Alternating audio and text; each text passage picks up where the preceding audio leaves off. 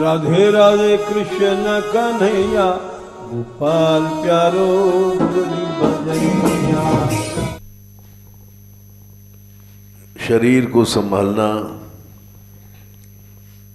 भी एक योग है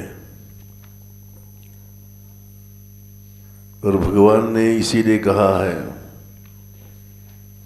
युक्ताहार विहारस्य युक्त चेष्टस्य कर्मसु युक्त स्वप्नावबोधस्य योगो भवति दुःखा। शरीर को संभालने के लिए योग शब्द का प्रयोग किया भगवान ने।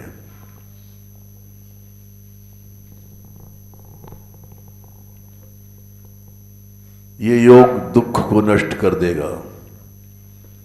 योगो भवति दुःखा। छोटा सा बच्चा कैसे समझेगा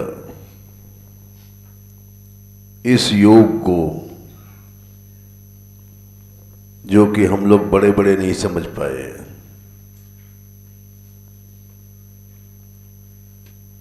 तो उनको समझाना चाहिए, कोशिश करना चाहिए।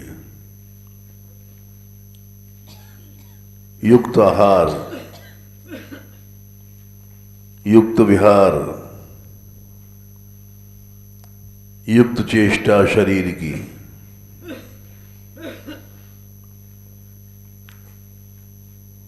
ये सब मनुष्य बड़े बनने के बाद में नहीं समझ पाता।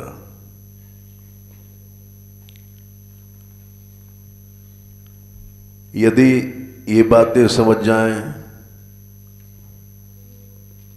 तो कभी भी किसी प्रकार का दुख नहीं आएगा, न शारीरिक न मानसिक।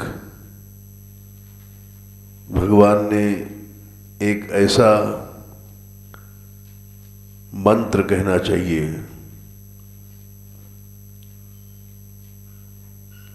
युक्त आहार, युक्त भोजन करो।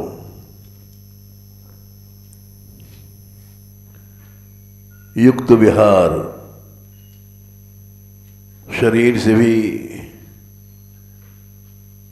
विहार में महाभारत में लिखा है, भगवान ने स्वयं कहा है अर्जुन से,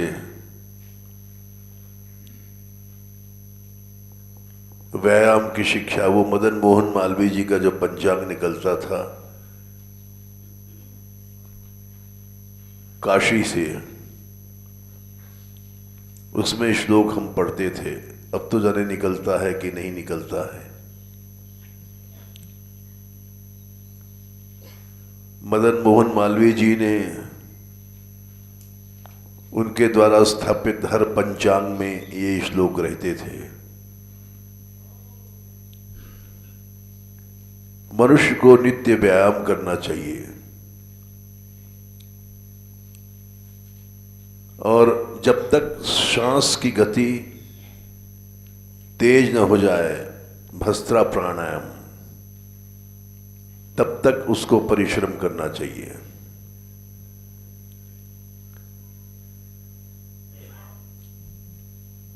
पंडित मदन मोहन मालवीय जी को गांधी जी गुरु मानते थे। मेरे महामना मदन मोहन मालवीय, उनका एक लेख था। और इसीलिए उस पंचांग में अब भी वे श्लोक निकलते होंगे।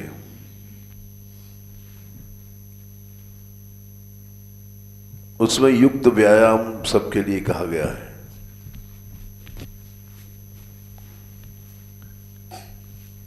युक्ताहार, ठीक भोजन करो। आहार में पानी पीना भी आता है। आहर्यन्ते इति आहारा, जो चीज भीतर लाई जाए उसको आहार कहते हैं। आसमन्तात् ह्रियन्ते इति आहार।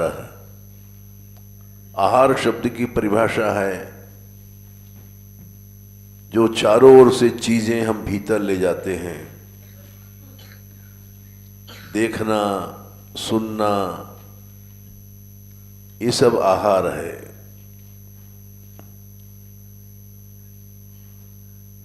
ज्ञानेंद्रियों से जो ज्ञान हृदय में जाता है वो आहार है।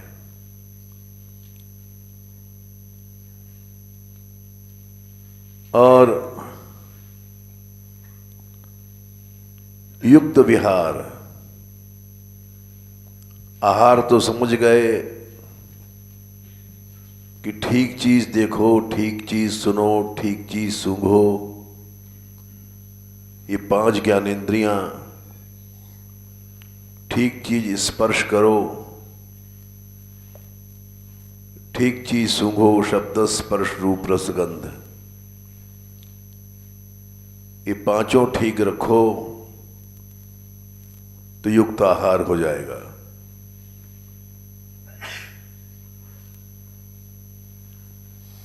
विहार क्या है? विशेष रूप से चलना फिरना, विशेषेण आहार विहार। उसमें ये बात आ जाती है जो मदन मोहन मालवीय जी ने लिखा था, शरीर से ऐसा परिश्रम करो कि भस्त्रा प्राणायाम चले, तेज सांस चलने लग जाए, उसको भस्त्रा प्राणायाम कहते हैं। उससे ब्लड सर्कुलेशन तेज होता है। इसीलिए विहार शब्द भगवान ने कहा। हम लोग कुछ नहीं करते, बैठे रहते हैं, इसलिए हमेशा बीमार रहते हैं। युक्त चेष्टा, शरीर की हर क्रिया चेष्टा है। कर्मसु बहुवचन है। जितने भी कर्म हैं, ज्ञानेंद्रिय की कर्म हैं, कर्मेंद्रिय के कर्म हैं,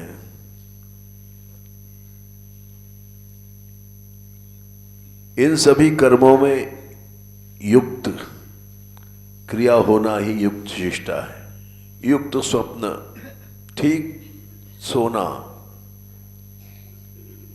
ठीक जागना, अवबोध मन जागना। अगर ये चीजें ठीक हैं, आहार विहार चेष्टा, सोना जागना, तो तुमको कोई भी दुख नहीं होगा, न शरीर का होगा न मन का होगा।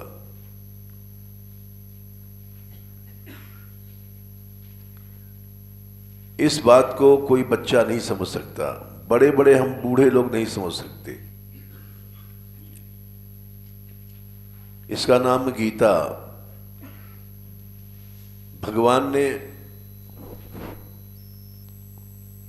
समस्त दुखों का नाश करने के लिए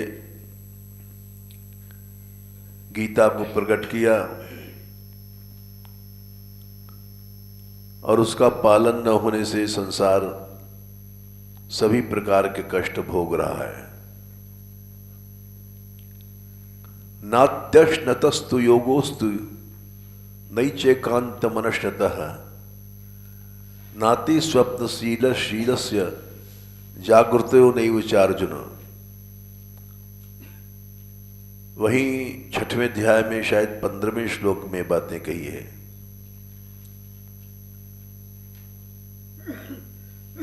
अति भोजन करने से कभी कुछ फायदा नहीं होगा। नात्यश्नतस्तु योगोस्ति, योग तो कभी हो ही नहीं सकता उसको। एकदम दरवाजे बंद कर दिया। न चैकांतम अनश्नतः, एकदम भोजन छोड़ने से भी योग नहीं होगा।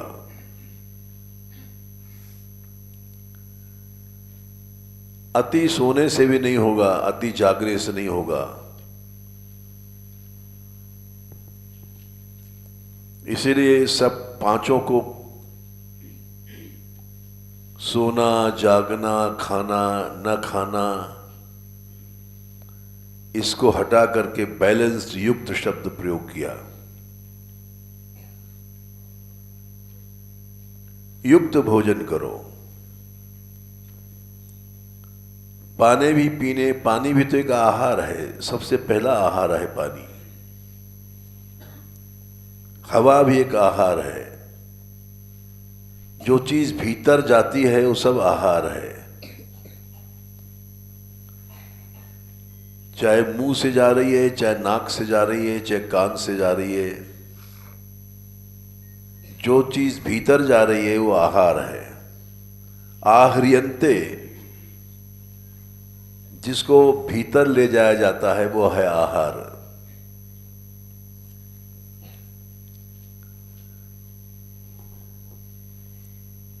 इस बात पर विषय तो हम आज कुछ और बोलना चाहते थे, लेकिन एक हंसी देख करके बच्चों के इधर मुड़ गए कि अगर इनको पानी पीना आ जाए कि हमको खांसी है, ठंड है, जरा भी छींक आ रही है, तो इसके माने गर्म पानी लो, ठंडा लोगे तो रोग बढ़ेगा।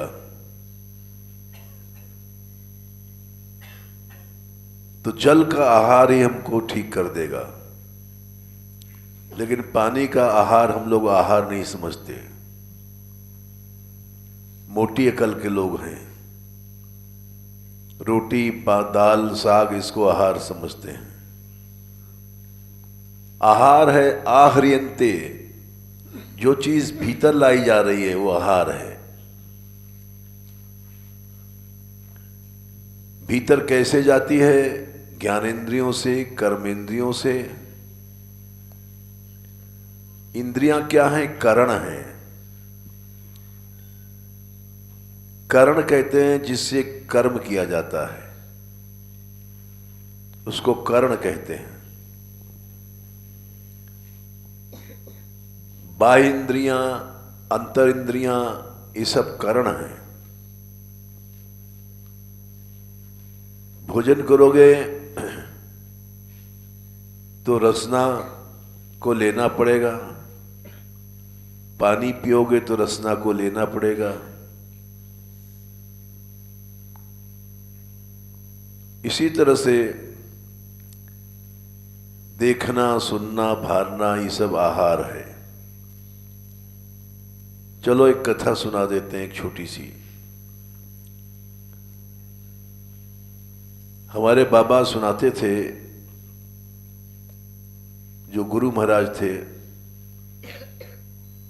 उनको पधारे हो गया 40-50 वर्ष, 40 साल से ज्यादा हो गया, और 100 साल तक उन्होंने भजन किया यहां। यानी जब आए थे, ये बात 150 साल पुरानी है। गिरिराज जी में आए थे, एक नौकर उनके साथ था, क्योंकि मां के लाडले बेटे थे। इन्होंने कहा था कि हम अपने माताजी इनकी भक्त थी, वाल्मीकि रामायण पढ़ती थी। मां से कहा कि हम ब्रज देखना चाहते हैं। उन्होंने कहा अकेले नहीं भेजेंगे हम तुमको, नौकर ले जाओ। नौकर लेके आए। ये उन्होंने सुनाया था अपनी आत्मकथा हमको। नौकर लाया, मथुरा में उतर के गोवर्धन आए, गिरिराज पर्वत देखेंगे जिसको भगवान ने उठाया था। गिरिराज पर्वत में जब आए तो वहां पंडित रामकृष्ण दास जी महाराज, जो उस समय के प्रसिद्ध महात्मा थे, वो श्याम कुटी में विराजते थे, वो मिले। बस उनका मिलना था कि उनका संसार नष्ट हो गया। उनसे मिल करके इनको ऐसा आकर्षण, ऐसा प्यार मिला कि नौकर को भेज दिया वापस, अब तो हम ब्रज में ही रहेंगे। उसके बाद ब्रज के बाहर नहीं गए कभी आज तक। एक बार उनका चित्त जरूर हिला था, कह रहे थे, जब गौड़ेश्वर संप्रदाय के ग्रंथ पढ़े तो नदियां देखे हमें जहां चैतन्य महाप्रभु जी प्रकट भये।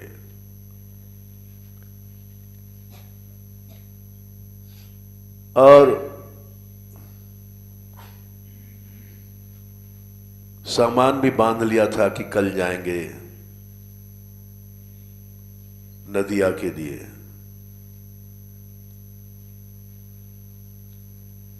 रात को सोए, ज्यादा हमको याद नहीं बातें, जाने कैसा स्वप्न आया, स्वप्न था कि अनुभव था, याद नहीं हमको। सवेरे उन्होंने सामान वापस कर लिया, अब नहीं जाएंगे। उसके बाद कभी ब्रज के बाहर नहीं गए। एक बार आए, बस आए तो आ ही गए, वापस नहीं गए। और उन्हीं से धाम निष्ठा भी हमने सीखी थी।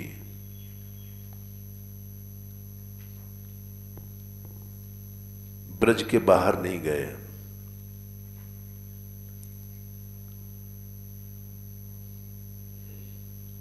तो वो सुनाते थे कि जब आए थे तो पंडित रामकृष्ण बाबा बड़े महात्मा सिद्ध हुए हैं।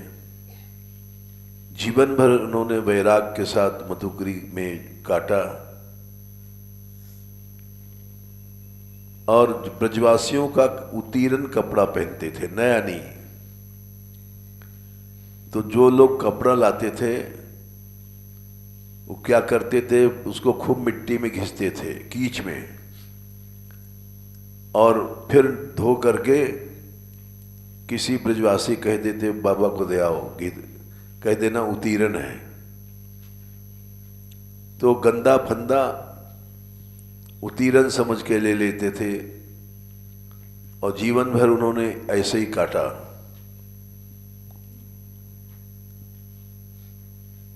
ऐसे निष्ठ महात्मा थे। तो उनके पास एक महात्मा आया, बाबा के सामने की बात है, और उसने कहा कि हमारी आंख में कई महीने से कष्ट है, हमने बहुत सी दवाएं भी किया है, कष्ट जाए नहीं जा रहा है।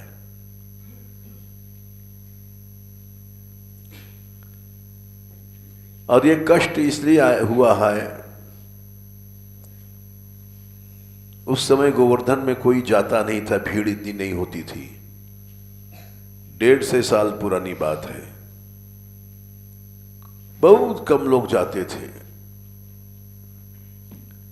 गिरिराज जी की परिक्रमा सब सूनी और लताओं से घिरी भई। अब तो गिरिराज जी बदल गया है, जहां जाओ मार्केट, ये सुरमा, दंत फोड़ बंजन, आंख फोड़ सुरमा, इसी का एडवर्टाइजमेंट मिलता है। तो उस जमाने में वो महात्मा बोले कि महाराज, हमको कष्ट क्यों हुआ है, हम समझ रहे हैं। हमने आंखों से गलत आहार, बात ये थी कि वहां कुसुम सरोवर पे वो छत्रियां हैं, उसमें बैठ के भजन करते थे। दिन भर माला करते थे। एक कोई युवती नहाने आई नीचे घाट पर, और उसको पता नहीं था कि ऊपर कोई बैठा देख रहा है।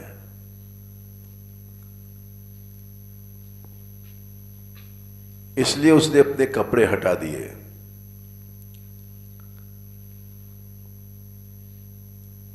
और ये ऊपर से देखते रहे।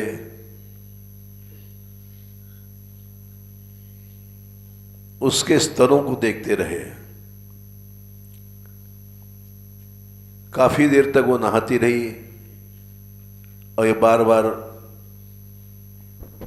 उसके अंगों को देखते रहे और माला भी करते रहे। उसके बाद जब उठे, वो चली गई नहाकर, तो यहां माला करके यहां जहां रहते थे वहां लौटे। उसी समय उनके आंख में दर्द शुरू हो गया।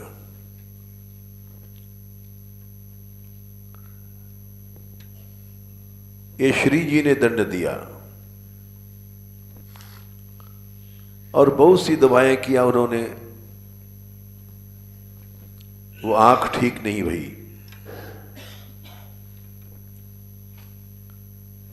तो बोले मैं परेशान हो गया हूं इसलिए आया हूं। और ऐसा कहते हैं लोग कि मुंह से अपने पापों को कह देने से पाप नष्ट हो जाता है। रामायण में लिखा है, लंका कांड में जब युद्ध चल रहा था, छीजहि निश्चर दिन अरु राती, निज मुख कहे सुकृत जही भांति। संख्या वंख्या तो याद नहीं है, लेकिन अपने मुख से कहने से जैसे मनुष्य के पुण्य या कर्म आदमी नष्ट हो जाते हैं। भाव याद है, हैं?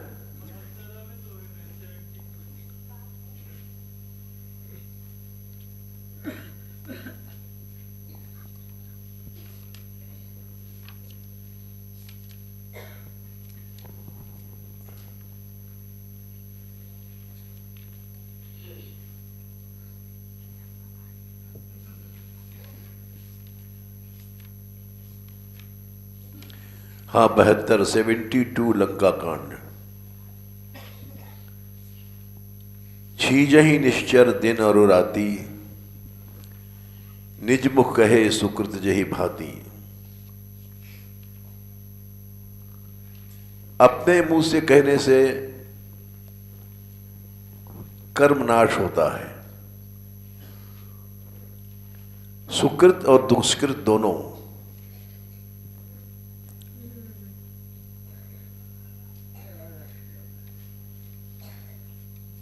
कैसे देहु नाथई घोर, इस पद में भी लिखा है, करो जो कुछ धरो सचि पची, सुकृत सिला बटोरी। दंभ उर पैठ बरबस, दंभ लेत जो अजूर। पहले तो बात है कि सुकृत होता ही नहीं है,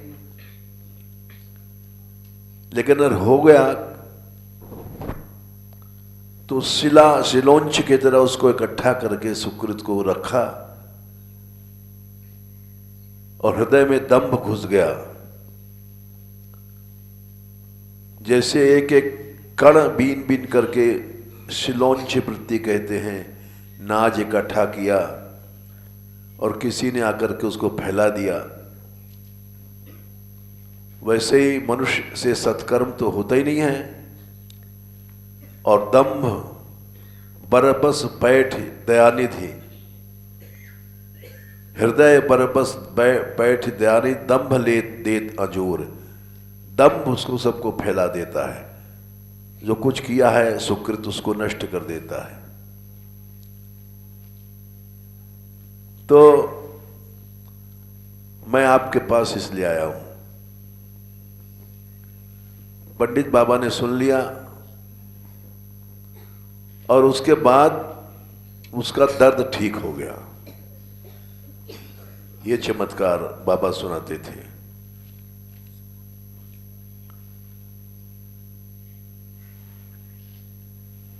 ये ईसाइयों में भी हमने सुना है,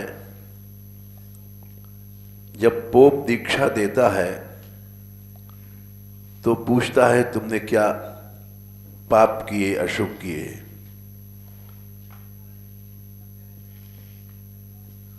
तो जिसमें हिम्मत होती है बताता है, नहीं तो नहीं बताता है,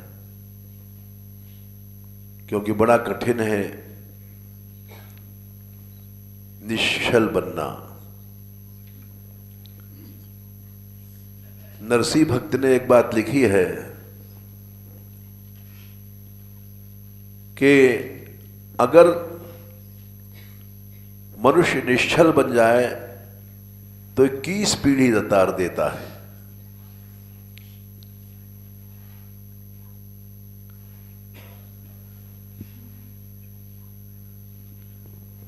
वैष्णव जनते तेनी कहिए पीर पराई जाने रे, इसी में आता है,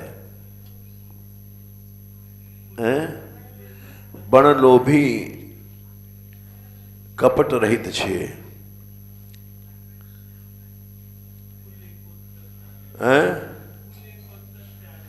हाँ काम क्रोध निर्व्यार्या रे, कहे नरसिंहो तेनु दर्शन करता कुल 71 तारा रे। 71 पीढ़ी तार देता है अगर आदमी कपट रहित हो जाता है तो।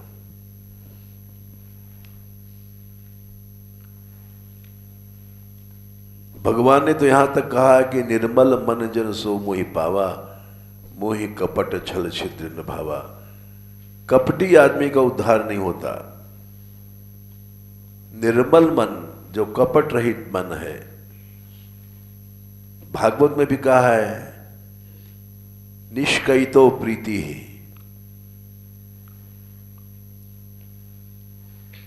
ऐसी भक्ति जो निष्कैतो,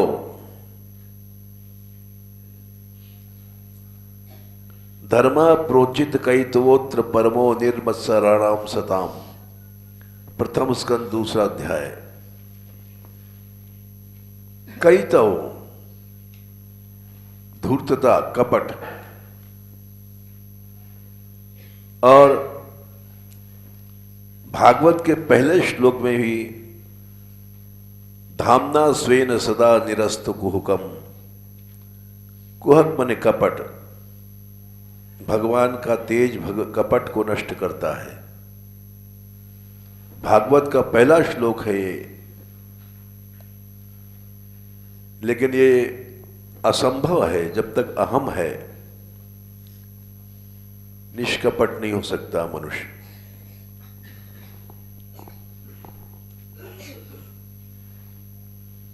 किए सहित स्नेह जे अघ, हृदय राखे चोरी। हृदय में चोरी करके ताला बंद करके रखता है जिन पापों को उसने किया है। स्नेह माने प्रेम से जिसने किया है। किए सहित स्नेह जे अघ, हृदय राखे चोर।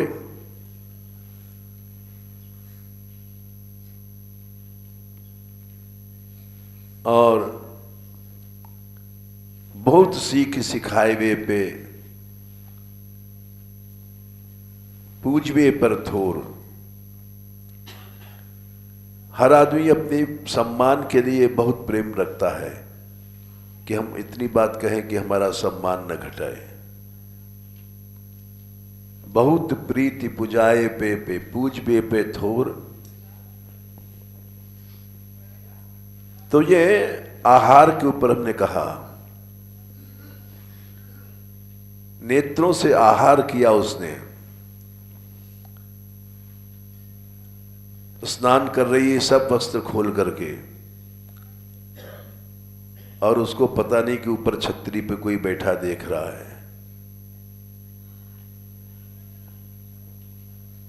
और उन्होंने बहुत देर स्नान करती रही, क्योंकि कोई है ही नहीं ऊपर देखने वाला, दूर दूर दूर तक देखने वाला नहीं।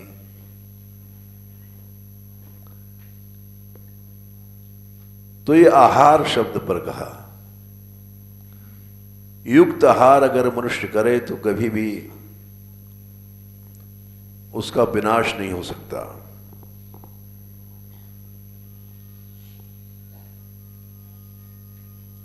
अजामिल के प्रसंग में आता है कि उसने बड़ा तपस्वी था और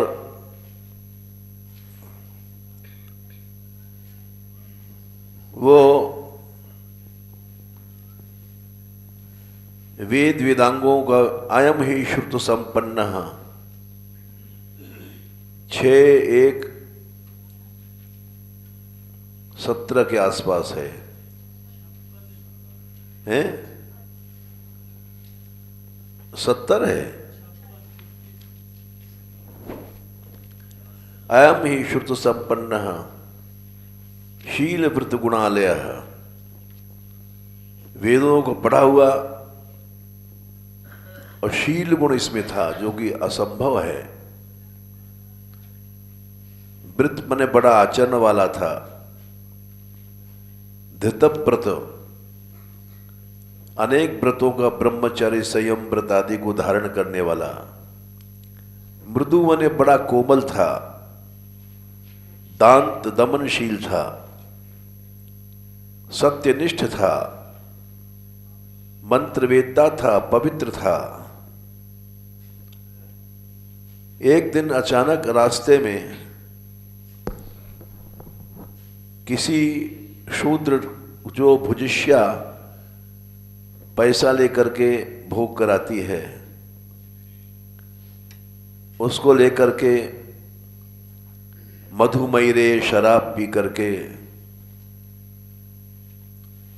और मदा घूर्णित नेत्र से, जिसके नेत्र भोग में झूम रहे हैं, उसको देखा।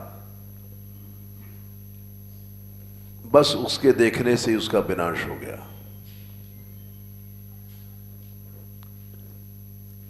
आहार क्या है ये हम बता रहे हैं। नेत्रों से देखना भी तो आहार है। कानों से सुनना भी तो आहार है। लड़के लड़के बात करते हैं, लड़कियां लड़कियां बात करती हैं आपस में, तो कानों से सुनने के बाद विषय प्रवेश करता है।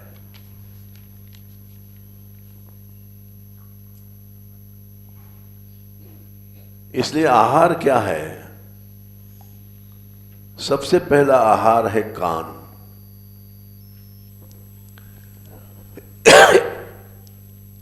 अंग्रेज का लड़का अंग्रेजी पढ़ने नहीं जाता, बचपन से ही सीखता है। बंगाली का लड़का बंगला सीखता नहीं, बिना पढ़े कान से सुन करके पंजाबी, बंगाली, मराठी ये सब चीज आती हैं सुनने से। सुनना एक सबसे पहला आहार है। इसलिए श्रवणम कीर्तनम विष्णो हो, सबसे पहली चीज सुनना, पहली भक्ति सुनना।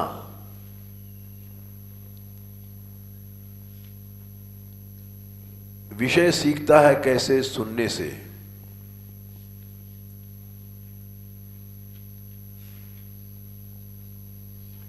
बोले भोगा तो नहीं उसने,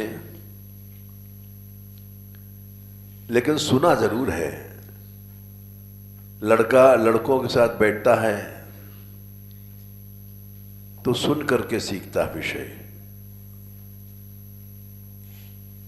लड़कियां भी एकदम से थोड़ी कोई मिल जाता है भोग करने के लिए। लड़कियां लड़कियों के साथ बैठती हैं, वहां चर्चा होती है तो सुनती हैं। पहले सुनने से ही सब चीज आती है। इसीलिए भागवत में ऋषभ भगवान ने 5वें स्कंद के 5वें अध्याय में बोले महापुरुषों का संग तो करना, महत सेवाम द्वारम आहुर विमुक्ते है, मुक्ति का द्वार है। महापुरुषों को अगर संग मिल जाए तो दरवाजा खुल गया। और तब माने अंधकार या नरक का दरवाजा क्या है? बोले योषित नहीं, स्त्रियों के संग करने वालों का संग। वो चर्चा करते हैं वो बड़ी सुंदर है, ऐसा है वैसा है, ऐसी नाक है, ऐसे कान है, या उसका ऐसा अंग है। योषिताम संगी संगम, स्त्री संग तो मिले नहीं सकता। पहले स्त्री संग करने वाले भोगियों का ही संग मिलता है। ऐसे ही स्त्रियों को भी पुरुष कहां से मिल जाएगा? पहले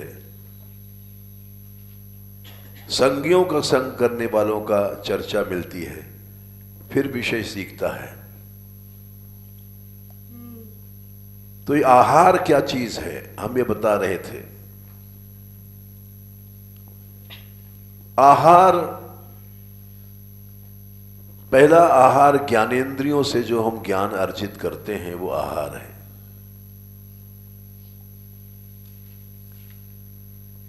आंख से सही बात को देखना, कान से भी सही बात तो है ही कहां संसार में।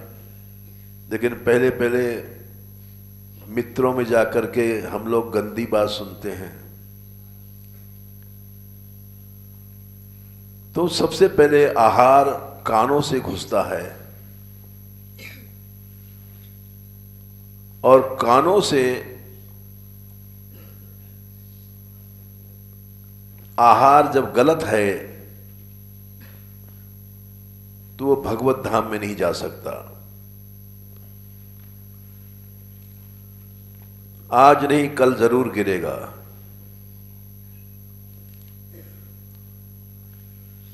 तीसरे स्कंद में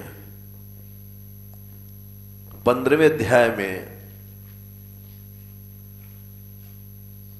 23वें श्लोक में यही कही गई है, यन्न ब्रजंती, तुम भगवत धाम में नहीं जा सकते हो। अन्य विषयों को, कुकथाओं को जो सुनते हो,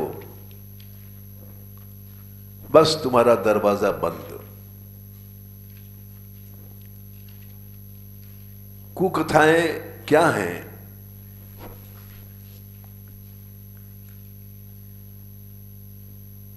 मैथुन चर्चा या और भी जो कुसंग की बातें हैं,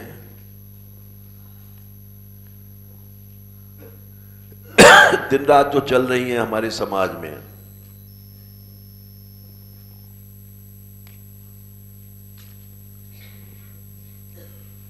झूठी अहंता की बातें चल रही हैं। हम रसिक हैं, ये झूठी बातें हैं। विषयों का रस दिन रात हम लोग पी रहे हैं और कहते हैं हम रसिक हैं। ये हम नहीं कह रहे हैं, ये महापुरुषों ने कहा है। एक पद है, व्यास जी ने लिखा, कहत सुनत बहुतय दिन बीते, भक्ति न मन में आई। सारा जीवन बीत गया, भगवत कथा कहते सुनते, माला करते, जप करते, और भक्ति हृदय में नहीं आई। बोले श्याम कृपा बिन साधु संग बिन कह कौने, किसको भक्ति मिली है? किसी को नहीं मिली है।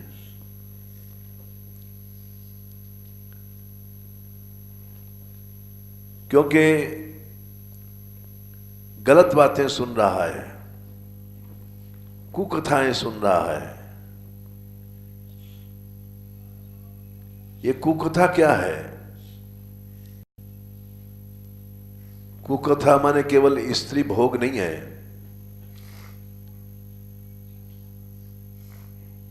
जब हम लोग मदोन्मत्त वाणियां सुनते हैं, ये कुकथाएं हैं। हम रसिक हैं, ये मद की वाणी है। वो लिखते हैं, भोरे भक्त उठते पहले के हमरे अति चतुराई। ये कुकथा है। पहले के रसिक लोग बड़े भोले थे, साथ साथ बैठते थे, और हम चतुर रसिक हैं। ये वाणी है मद की। मद उसी क्षण भगवान से दूर कर देता है। तासाम तत्सौभगमदम वीक्षमानम च केशवः प्रश्माय प्रसादाय तत्रैवांतर्धीयत। जब गोपियों को मद हुआ, उसी समय भगवान चले गए। जबकि बड़ा विहार चल रहा था, बाहु प्रसार परिरंभ करार कूर नीवीस तमा तमा तमा तवा लभन नर्म नखाग्र पातई श्वेल्वा लोक हस्तैर ब्रज सुंदरी नाम उत्तम भयन रतिपति मरमयांचकार। ऐसा स्पष्ट विहार का वर्णन कहीं संसार में नहीं है, इसी श्लोक में है।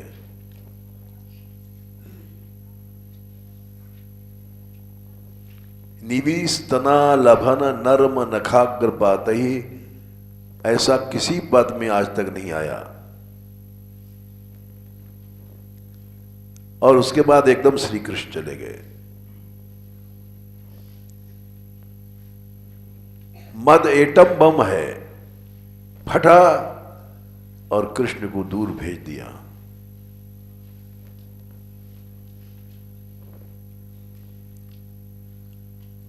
बोले चारों ओर मद की वाणी है।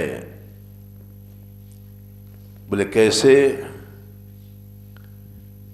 मद क्या है लोग जानते नहीं हैं। काम को तो जानते हैं, क्रोध को जानते हैं, मद को नहीं जानते। मद समझ लो 8वें स्कंद में 22वें अध्याय में संख्या क्या है? ब्रह्मन यमनुर्गृह्णामि है। अच्छा, 22 का 24 बता रहे हैं। ब्रह्मा जी ने कहा कि आपने इसको तीनों लोक का दान लिया और फिर इसको आपने बंधन में डाल दिया, बारुण पाश में। ये क्या न्याय है? कथम आरती मृच्छेत, 23वां श्लोक है। इसको कष्ट क्यों मिल रहा है?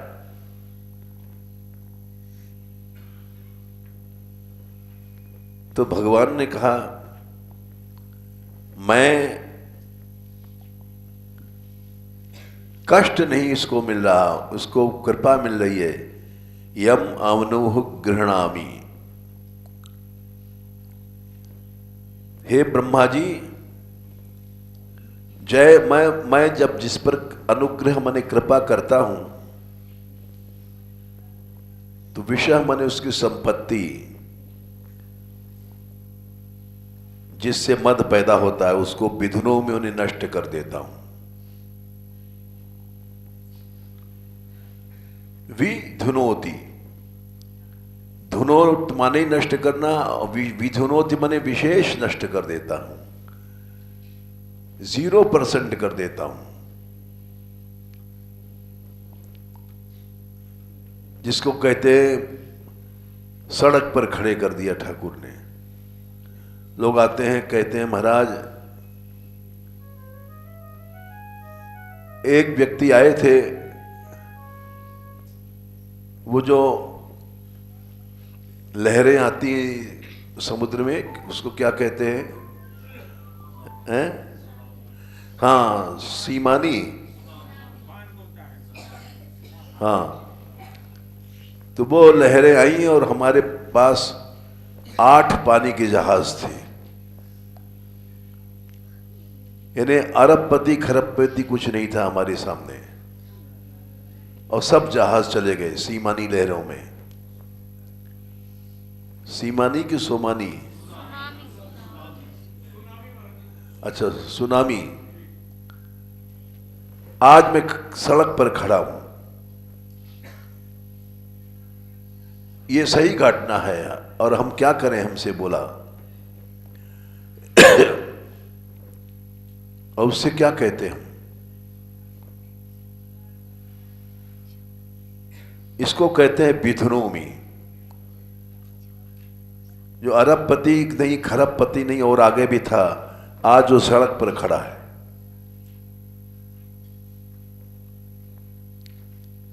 बोले ऐसा क्यों करते हैं आप? ऐसा हम इसलिए करते हैं, यन्मदः पुरुषः स्तब्धो। मद क्या है समझ लो। जब मद आ जाता है तो पुरुष में स्तब्ध भाव, ऐंठ भाव आ जाता है। फिर वो लोकम माने संसार का और मेरा तिरस्कार करता है। लोकम माम चावमन्यते। हम किसी का तिरस्कार करते हैं, ये क्या है? मद है।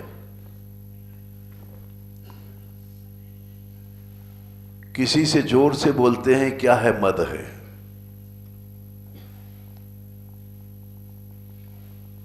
किसी को फटकारते हैं, क्या है? मद है।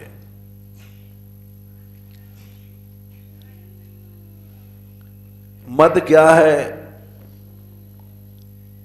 ये लोग जानते ही नहीं। मद के ही कारण मनुष्य, भगवान ने कहा है, अपना सारा भजन नष्ट कर लेता है। सारा का भजन 3रे स्कंद में 29वें अध्याय में 21, 22, 23, 24 4 श्लोक हैं।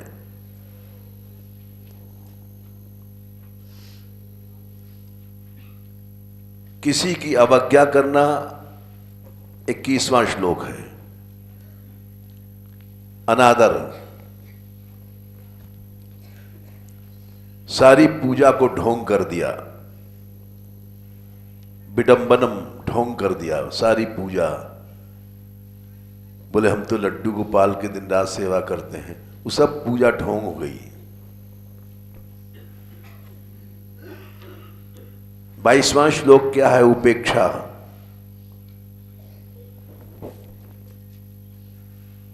हित्वार्चाम भजते मौढ़्यात् भस्मन्नेव जुहोति सः। जैसे राख में हवन किया, कुछ नहीं हुआ, वैसे दिन भर माला किया और कुछ किसी का उपेक्षा हो गया, सब भजन नष्ट हो गया। इसका उदाहरण देख लो। गज जो हाथी था बना, वो कौन था? वो पूर्व जन्म में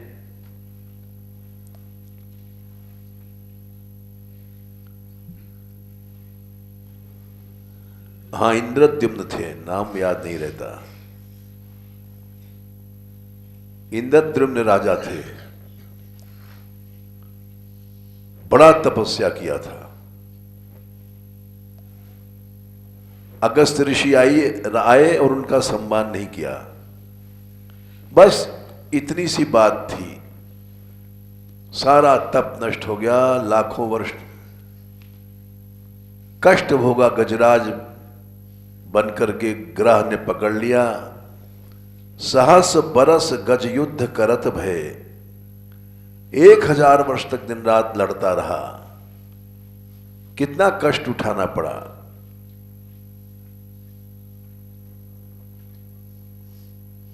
सहस बरस गज युद्ध करत भय छिन एक ध्यान धर्यो चक्र धरे बैकुंठ ते आए वाकी पैज सरयो।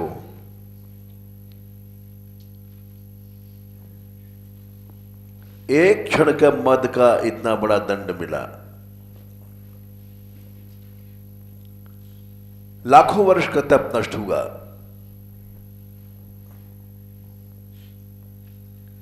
इसीलिए हमने सोचा था कि ये जो वाणियां हैं महापुरुषों ने लिखा है कि भूरे रसिक होते सबके हैं पहले हमारे अधिक चतुराई। पहले के रसिक तो भोले थे, बुद्धू थे, चतुराई तो हमारी है। उसका नाम मत लो, उस संप्रदाय का नाम मत लो, उसका मत लो। ये सब मद की वाणी है और इस मद के वाणी से ही हमारा समाज नष्ट हो रहा है, तेजहीन हो रहा है। लाखों वर्ष की तपस्या हम लोग एक क्षण में नष्ट कर देते हैं।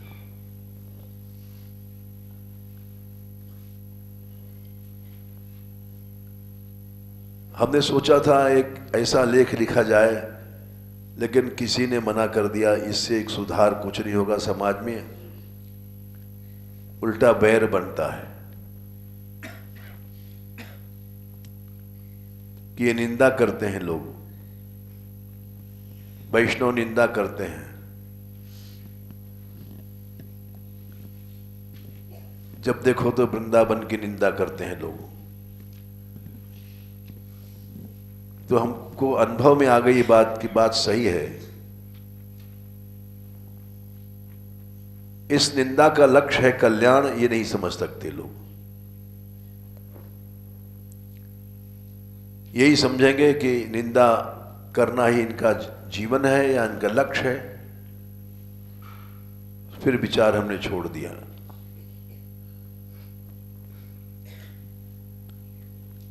लेकिन ये बात बार बार भागवत में कही गई, रसिकों ने कहा है, सब ने कहा है कि तुम्हारा सारा भजन बेकार हो गया, भस्म में चला गया, हवन किया तुमने। ये बात केवल 29वें अध्याय में नहीं कही गई है, जगह जगह कही गई है। 29 के 21, 22, 23, 24 में तो कही गई है। और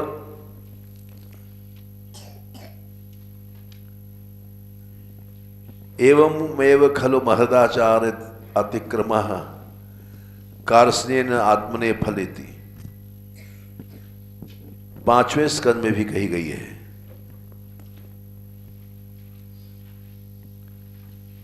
महापुरुषों का अपराध, अच्छा, पूरी तौर से अपने ऊपर फलता है। क्या संख्या है? अच्छा, हाँ ठीक कह रहे हो, 5/9/19। ये पूरी तरह से अपने ऊपर फलता है। क्यों? कि सबका सिर काट दिया। देवी प्रकट भई, दंताय हमायने ने बपुषा,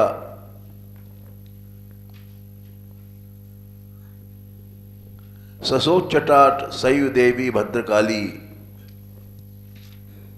17वां श्लोक है।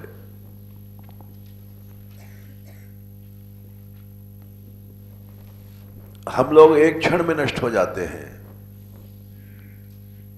एक क्षण में नष्ट हो जाते हैं। और हम बड़े खुश होते हैं कि हम अनन्य बन रहे हैं, अनन्य बन रहे हैं। अनन्य बन करके दूसरे का नाम नहीं लेंगे, दूसरे संप्रदाय के दूसरे आचार्य की चर्चा नहीं करेंगे, अभाव आ रहा है। इस अनन्यता की बीमारी ने ही सबको, समाज को खा लिया।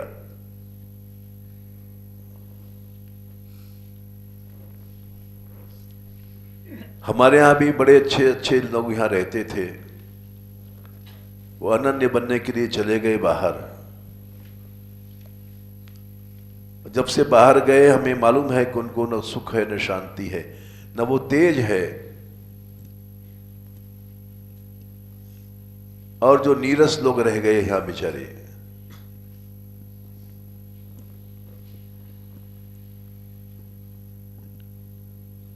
यही बात नहीं है, भागवत में जगह जगह ये बातें कही गई है।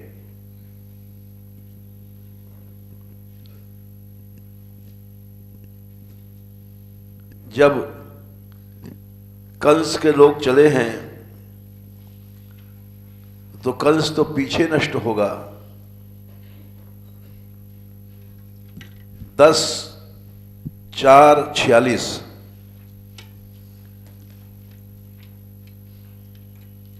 उम्र नष्ट हो जाती है आदमी की, जल्दी मर जाता है, श्री नष्ट हो जाती है।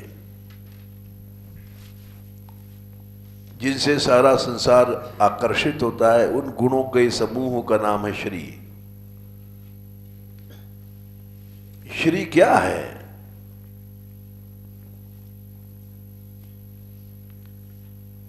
श्री है ग्यारहवें स्कंद में भगवान ने कहा है,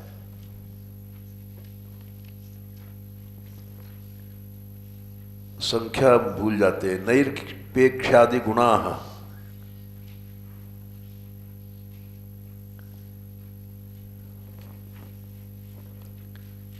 इन गुणों का समूह जिसमें निरपेक्षता वगैरह है,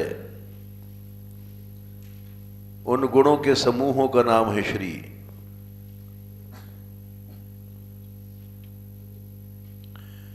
इकतालीस 19 का 11, 19, 41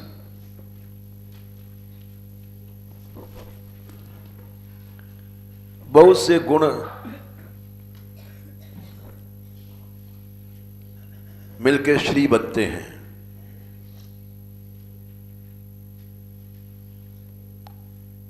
चलो संख्या मिल गई, वो सब नष्ट हो जाता है, यश नष्ट हो जाता है, धर्म नष्ट हो जाता है, लोकान आशीष एवच, संसार में प्रभाव, आशीष माने कामनाएं, हंति श्रेयांसी सर्वाणी, और इतने पर भी पेट नहीं भरा तो सारे कल्याण के जितने भी दरवाजे हैं बंद हो जाते हैं, नष्ट हो जाते हैं। पुंसो महत अतिक्रमः,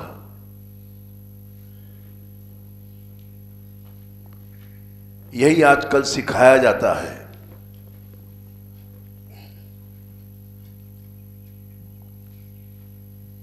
इसलिए ऐसी कुकथाओं के कहने वाले भगवत धाम में नहीं जा सकते।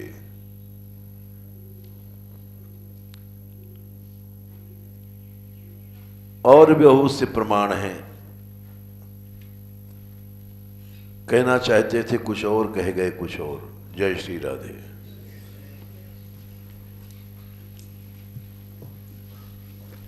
ये इनसे कह रहे हैं राधा कांत जी से, बैठो, तुम राउंड लगाते हो, ये अच्छा करते हो। कीर्तन में कल हमने देखा, ये इधर भी आए महिलाओं की ओर, तो हमको याद आ गई बात, जब हम इम्तहान देते थे तो जो इन्विजिलेटर रखे जाते हैं वो बैठ नहीं सकते, वो खड़े रहते हैं। तो हमने एक दिन पूछा मास्टर से कि हमने कहा आप बैठ जाओ कुर्सी पे है, बोले नहीं हम बैठ नहीं सकते, हम तो खड़े रहते हैं जिसमें कि नकल न करें, तो इसलिए हमारी ड्यूटी बैठने की नहीं है। उखड़े रहते हैं उसमें कमरे में। हमने देखा है, हमारे ज़माने की बात है, और आपके ज़माने में तो नहीं पता क्या होता है, अब तो खुलेआम नकल होती है। लेकिन उस ज़माने में तो ये जब टहल रहे थे तो हमको याद आई बात, पुराने ज़माने की बात। इससे एक फ़ायदा होता है, जो चंचलता करते हैं बच्चे वो शासित रहते हैं। हमने लड़कियों से भी कहा था कि तुम एक जगह नृत्य करती हो, इससे अच्छा राउंड लगाओ कभी, तो ये बच्चे सब दबे रहेंगे। क्योंकि शुरू में सिखाने से भक्ति सीखता है मनुष्य। यहाँ एक बड़ी अच्छी डिसिप्लिन है मान मंदिर में इन बच्चों में, इसीलिए इसका प्रभाव है दुनिया में। और दूसरी बात, कल ये जब नृत्य कर रहे थे तो वहां अंधकार बहुत था, दूर से दिखाई नहीं पड़ता। तीसरी बात, बहुत ज्यादा लड़के थे इनके साथ। समीकरण उसको रखो बराबर बांट करके, ऐसा यू व्यू बनाओ कि एक जगह ऐसा मालूम पड़ रहा है बहुत हुल्लड़ सा है